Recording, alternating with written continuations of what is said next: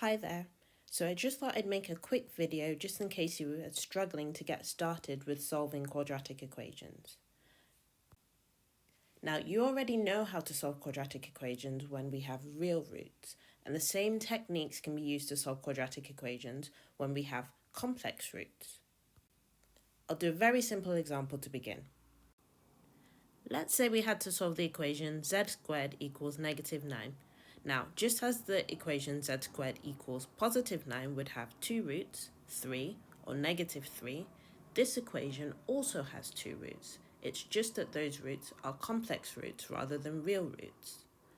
Let's start by taking the square root of both sides. I know that z will be plus or minus the square root of negative 9. I can go a little bit further now and try and simplify this. And to do so, I'm going to use the rules of surds, which you already know.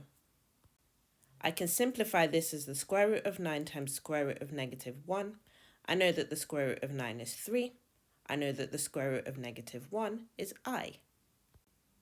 And we're all done here because that one was quite straightforward. So we have two solutions, 3i or negative 3i. What happens if we have a more complex equation?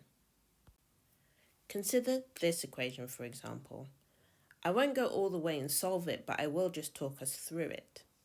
If we try to calculate the discriminant, which we know to be b squared minus 4ac, we're going to end up with no real roots here because we will have a negative discriminant.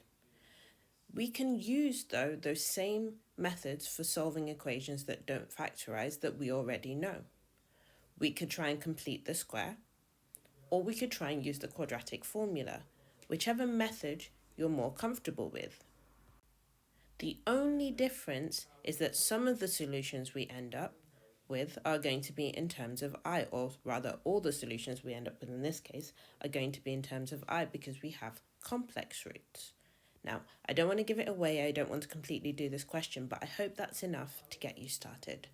Good luck, and please remember that all you need to do is ask for help, either using Microsoft Teams or just by putting your hand up in ClassCake, and that will give me an alert to help you.